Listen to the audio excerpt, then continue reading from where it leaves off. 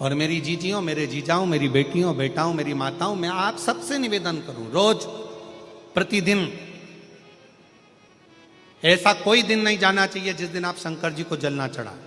प्रतिदिन अपने घर के अंदर, अगर मंदिर नहीं जा सकते तो घर के अंदर एक छोटे से छोटा शिवलिंग अवश्य रखो। अब कई लोग कहते हैं गुरुजी हमारे यहाँ पर एक शिवलिंग है पहले का, और किसी के यहाँ गए थे तो उसने हमको दूसरा शिवलिंग दे दिया, तो रख सकते हैं कि नहीं रख सकते? शिव महापुराण की कथा कहती है घर में एक नहीं 1000 भी अगर शिवलिंग है तो वो कभी दोष नहीं देते, कभी कष्ट नहीं देते, कभी परेशानी नहीं देते।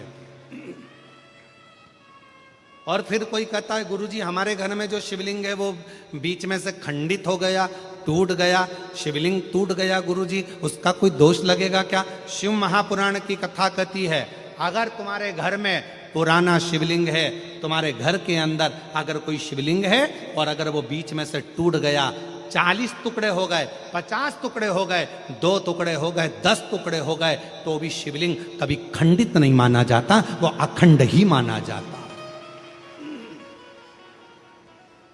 शिवलिंग कभी खंडित नहीं माना जाता।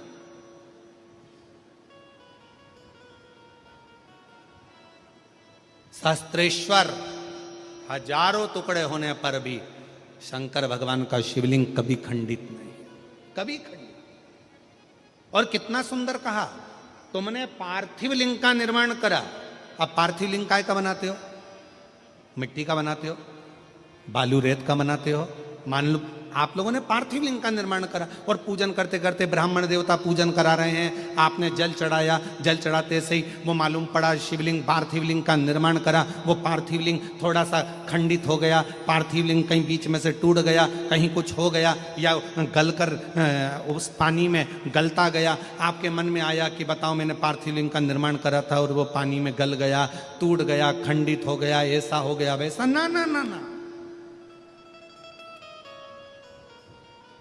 ब्राह्मण देवता पूजन करा रहे हैं, आपने पार्थिव लिंग का निर्माण कराए, पार्थिव लिंग की पूजन चालू कर दी, और पूजन चालू करने के बाद में अगर आप उस पर पानी चढ़ा रहे हैं, जल चढ़ा रहे हैं, और वो पार्थिव लिंग अगर आपका थोड़ा बहुत भी खंडित हो रहा है, गल रहा है, जल में जा रहा है, या उसका रंग जा रहा है, या इधर से जहां से जल चढ़ा रहे थे वहां से पूरा धुलते चले जा रहा है, तो ये मत सोचना कि वो खंडित हो गया। नहीं, पार्थिव लिंग का मतलब होता है कि मिट्टी के छोटे छोटे कण, बालू रेत के छोटे छोटे कण एक जगह पर एकत्रित कर लिए और उस पर आपने जल चढ़ाना चालू करा।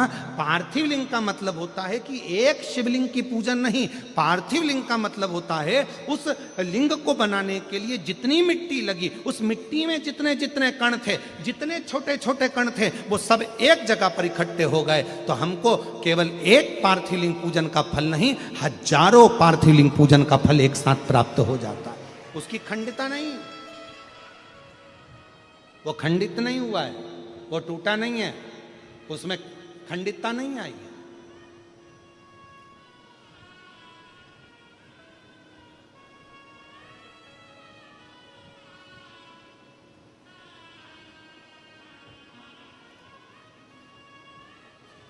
ब्रज भैया, अभी आप भी पार्थिव लिंग बना रहे होंगे।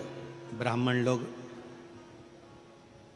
जब शिव पुराण चलती है तो पार्थिव लिंग का निर्माण किया जाता है। आप भी रोज पार्थिव की पूजन कर रहे होंगे, तो कई बार आपके मन में भी ये भाव आता होगा कि हम जल चढ़ा रहे हैं, जल चढ़ाते चढ़ाते मालूम पड़े मिट्टी का शिवलिंग है या बालू का शिवलिंग है, वो गल रहा है या जा रहा है, या उसमें कण अलग हो रहे हैं। तो कभी शिव महापुराण की कथा कहती है पार्थिव लिंग का निर्माण होने के बाद जब हम भगवान शंकर की स्तुति करना प्रारंभ कर देते हैं, आराधना करना प्रारंभ कर देते हैं, उसका जब पूजन करना प्रारंभ कर देते हैं, फिर उस पर जल चढ़ाने पर अगर वो अलग अलग टुकड़ों में भी हो जाता है तो भी वो खंडित नहीं माना जाता। पार्थिव तो पार्थिव पूजन के महत्व को ही रखता है। पार्थिव